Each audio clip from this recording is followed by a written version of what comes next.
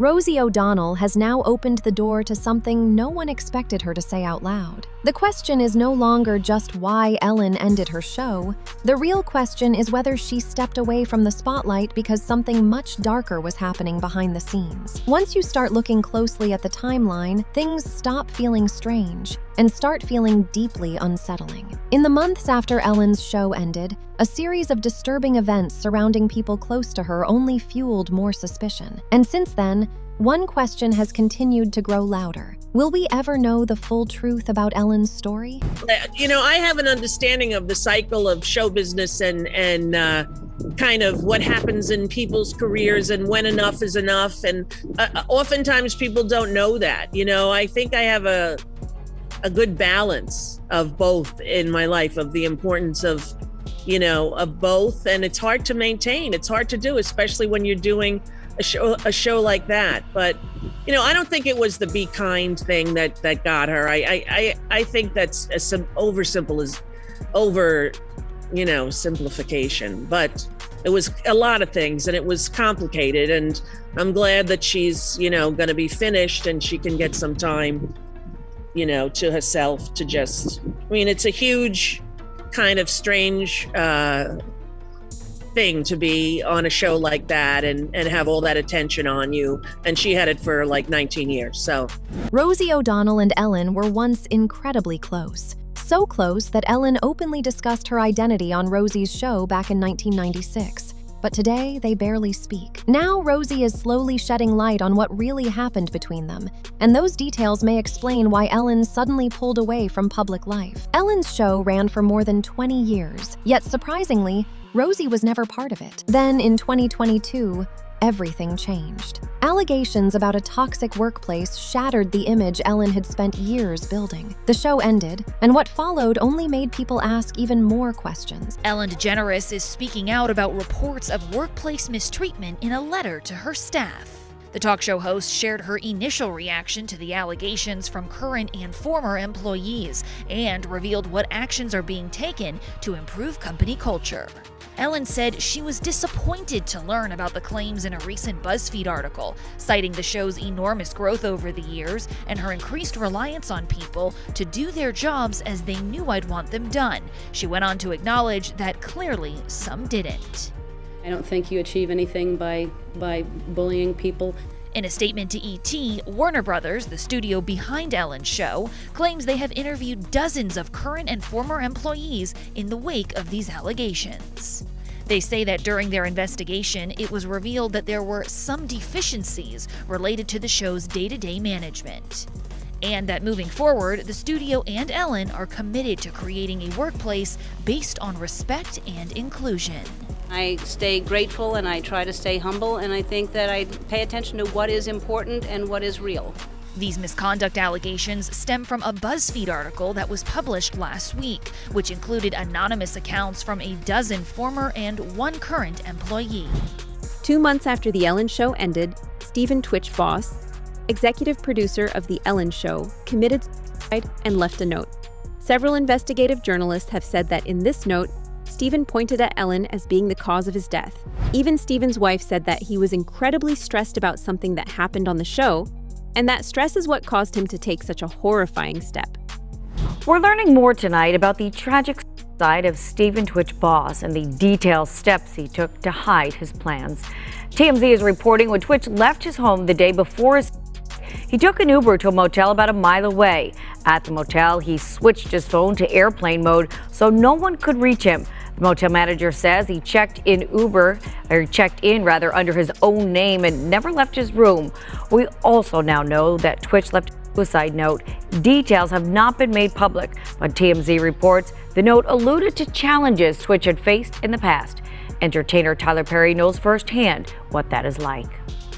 I want to take you back to a time in my life where I tried to commit suicide a couple of times because it was so dark. I thought the only way to make this better, this pain go away, is to end my life. Had any of those attempts happened, I would have missed the best part of my life. After the show came to an end, the death of Stephen Twitch Boss shocked a lot of people. Many reports, online discussions, and public commentary claimed he had been under intense pressure. and some even suggested that the behind-the-scenes environment of the show had taken a serious emotional toll on him. Officially, many details were never fully clarified, and instead of answers, the public was left with more questions. People kept wondering what could have been weighing on him so heavily. Early on the morning of Tuesday, December 12, Twitch packed a small bag with only a change of clothes and his handgun, slipped out of his house without telling Allison, turned his phone to airplane mode so he couldn't be tracked, and took an Uber to the Oak Tree Inn, a dreary two-story motel in a hacienda-style building on heavily trafficked Ventura Boulevard, just a mile from his house, and paid $107 to reserve a room for a single night. Twitch made his way down to room 249 and let himself in. Allison reported to police that Twitch was missing shortly after he had left the house, noting with particular worry that she couldn't reach him by phone and he had not taken his car with him when he left, two things that she said were very much out of character for him. Because there were no details about Twitch's death, people just rushed to fill that void. This was at the time when Ellen had built this edifice as the nicest person on television. She would have YouTube stars, and all of a sudden that edifice was crumbling. The news about Ellen created a wave of online criticism at the time, including some directed at Twitch. Some sources and online discussions even went as far as claiming that Twitch may have seen or experienced something behind the scenes that deeply disturbed him.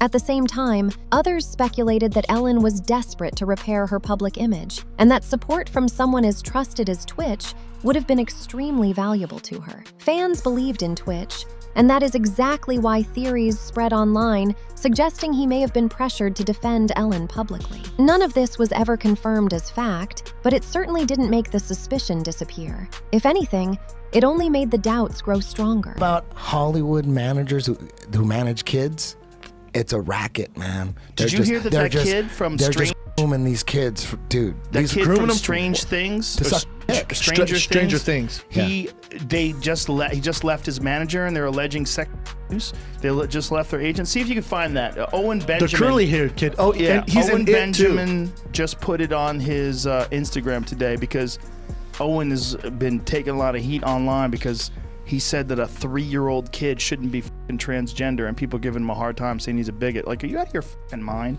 When What's you're up with this transgender? Stranger Things actor dropped agent because of accused of assault. Disney star follows suit. Jesus Christ. This is nuts, Watch man. an Open Secret, and they go through, dude, they pick, they're What's it accusing on? people. It's for free, I think, on Vimeo. Yeah, you can can watch watch it it. for free. An Open Secret. Just on YouTube or On something? Vimeo. You know what Sturgill Simpson told me? He said the same thing exists in music. What? He said in music there's a bunch of pedos and pederasts For sure. in music as well. The entertainment business all the way through. Music, this was about. This is about music and movies and TV. It's about the whole entertainment so it's business. women and kids. Mostly get abused. kids. And Mostly sometimes kids. dudes. You know, Terry Crews said that he was attacked. Well, not attacked. Some dude grabbed his dick. in front of But his some wife. famous dude grabbed his. Rosie O'Donnell has also hinted before at the kind of behavior that gets hidden behind closed doors in Hollywood. She once shared a story that gave the impression that troubling conduct in the industry is often brushed aside simply because the system has become used to it. That is why, whenever the topic turns to abuse, exploitation, or power dynamics in Hollywood, people immediately start wondering how different the real story must be from the polished version shown on camera. Many former child actors have said the same thing, that the industry placed unacceptable pressure on them from the very beginning. And how quickly after that was shot did you realize that happened? Did that go on wire right away? Yeah, it was pretty much like a couple days. It was like a couple days later, Scooter hit me. He was like, "Yo, I hate to tell you this, but penis is on the internet." I was like, "What? How does?" And so then the first thing I saw was like the censored one, and it had like the black thing over it. And I'm like, "Oh my goodness!" Like I don't know what this is gonna look like. And then it wasn't as like bad as I thought it was gonna be. Yeah. It wasn't like terrible.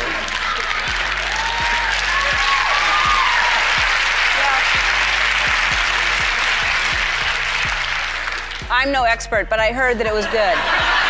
I'm sorry. Yeah. Well, what amazed me, though, is that got so much attention, and I was in the bungalow next to you, and when I saw it, I was shocked. Yeah. And I don't know how people didn't see. I was right there. Oh my God. Yeah. That's funny. My hat! So there is a woman, there's a young woman in the background you can see in the bed. Yeah, I know. Is that your girlfriend? No, it's not. Just a girl that you were in Bora Bora with? Yeah. You just brought a friend to Bora Bora? Yeah. And you're just naked with your friend? Why are you putting me on the spot like this? Gosh. Justin Bieber's name is also brought up often in these broader conversations, as an example of a young star who faced extreme public scrutiny and questionable environments while growing up in fame. Online audiences have revisited old interviews and celebrity interactions, and many now feel that in moments where support should have been shown, things were instead treated like entertainment. In that context, some of Ellen's past moments are now being viewed in a completely different light. Is that going to be a new thing? Are you going to try to be early? Yes, I'm trying to be early. Are you going to be early for my party? Yes, I am. No. No. You know I have to arrive fashionably late. All right. Not too late, though. Not too late? Not too late, please. What time would you like me there? I'll tell you later. Okay. But not too late. Because, you know, once you get there, the party really starts. Yeah. You know what I'm saying? I got you. I promise you I'm not gonna let you down on this big one. All right, For good. real. Good. Your shoes, your feet are gonna have blisters. You're gonna be dancing so hard. I can't wait. Then there is Diddy, who appeared on Ellen's show many times. Once the internet began re-examining old clips, connections, and timelines, people started asking new questions. Who knew what? When did they know it? And how much did they really know? That speculation intensified even more in 2024 after major federal headlines and raids made national news, and then Ellen announced that she was leaving the US and moving to the UK.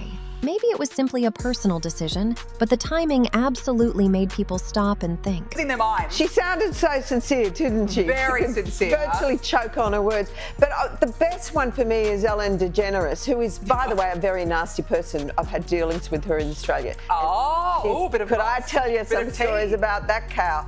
But anyway, good riddance to her. But you know, she was quite friendly with that P. Diddy bloke, wasn't she? Well, this is why I say release the Diddy files. Yeah, Release so the Diddy you know, files. Come on, Donald Trump, we want to know whose name. So maybe she's hightailing out of there before all that is thrown at her as well. But what a bunch of hypocrites. Ellen DeGeneres and her wife Portia de Rossi have reportedly fled the US, bound for the UK, after Donald Trump's landslide victory. Numerous publications are reporting the couple have left the United States permanently.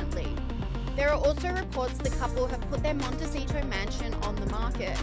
Entertainment publication The Wrap has the exclusive story and said Ellen DeGeneres and wife Portia de Rossi have moved to rural England, put their Montecito estate on the market, and plan to never return to the United States, telling friends the election of Donald Trump was their primary motivation.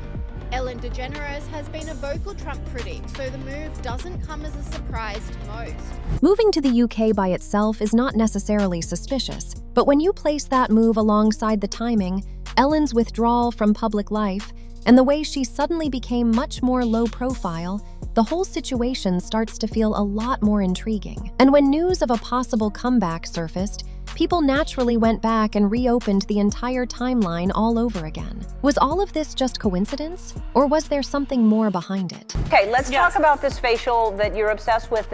How many, did you get the whole cast of Ocean's 8 to do Not this? everybody. Okay, good, smart ones. Just those that I thought would appreciate it. Okay, explain what it is. Well, it's this way in which one forces through microneedling.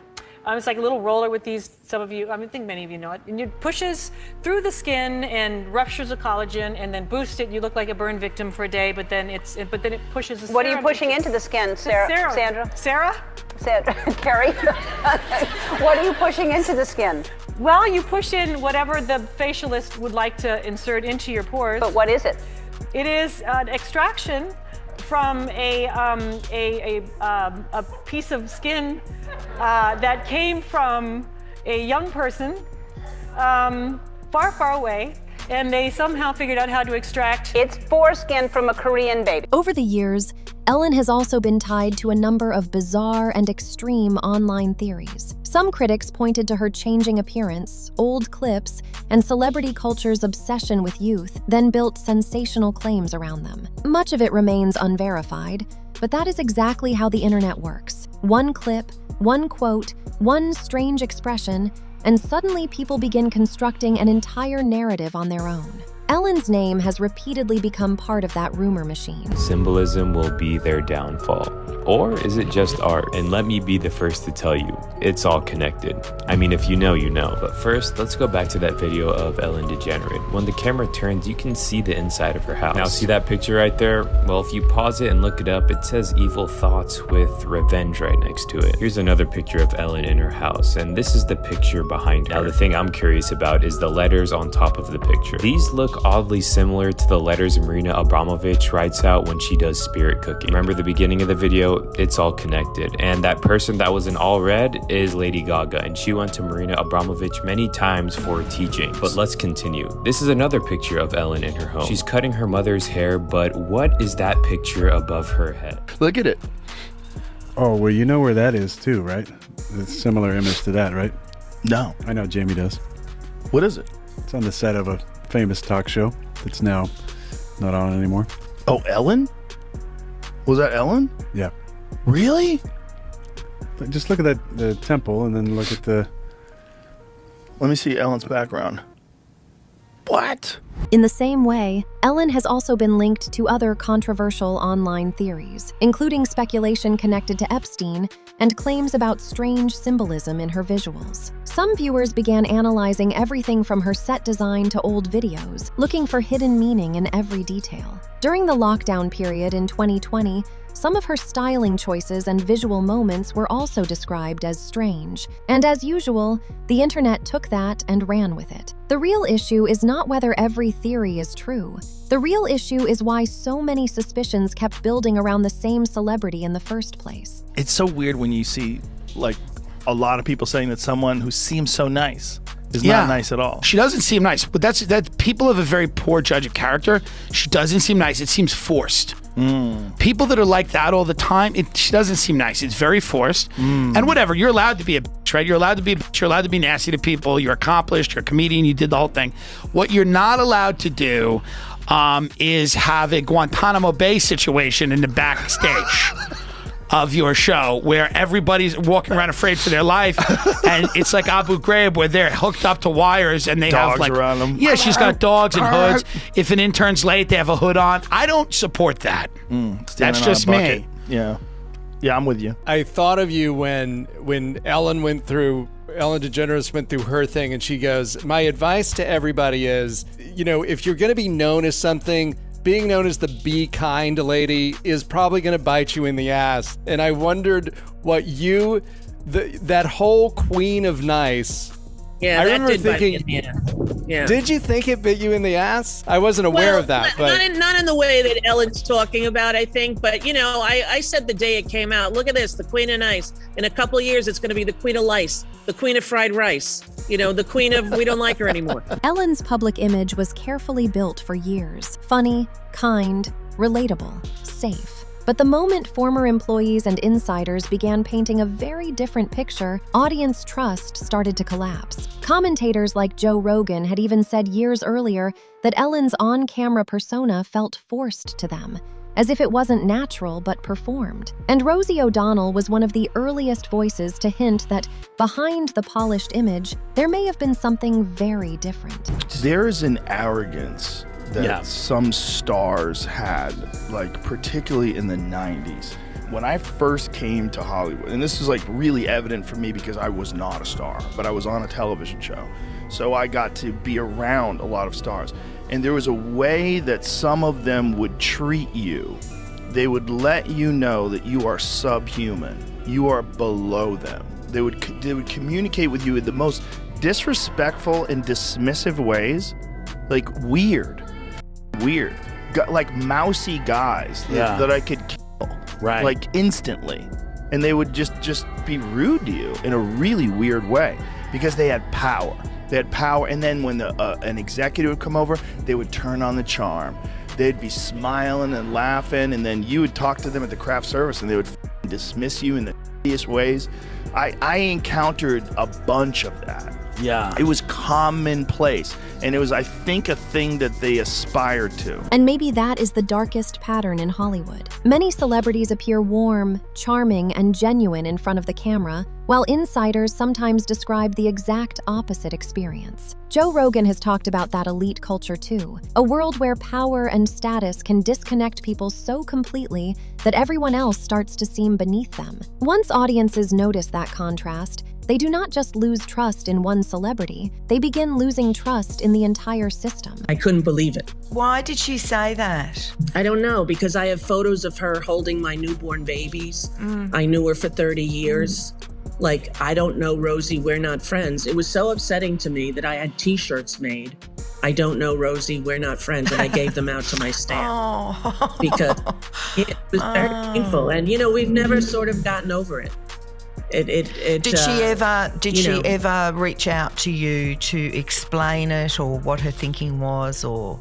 No. I mean, I'm not the first person to say this, but she's a strange creature. Well, you know, we're not similar. I can say that for sure. We're not emotionally similar. No. And I was never asked to go on her show. When I was, it was long after they had been on for many years, and she had the same staff as my show, the same producers, the same everything. And now I don't blame her for doing that. I didn't create the genre of a Merv Griffin, Mike Douglas talk show. You know, this was what I grew up watching. But I did think that she was all of a sudden in the position I was in, where she was starting a show and wanted it to be successful and get the money and the accolades that came with it. And instead of deciding to stand next to me and hold my hand, which is what I did to her, she did the opposite. And I couldn't believe it. You know, I couldn't believe it. A lot of people said the same thing about Ellen. As her fame grew, so did the distance between her and everyone around her. In 2020, the BuzzFeed News investigations seriously damaged her image by publishing accounts from multiple former employees. They described a toxic environment filled with fear, racism, and intimidation. Some said they were discouraged from speaking directly to Ellen, while others claimed they were treated unfairly after taking leave. In that context, Rosie's comments suddenly carried even more weight, especially when she spoke about how a once close friendship faded away as success changed everything. Anne Heche gets in this accident, and I'm bereft. Now, how did I know her? She did my show twice, and she and Ellen came to my home in Miami and swam in my pool, and we had lunch once.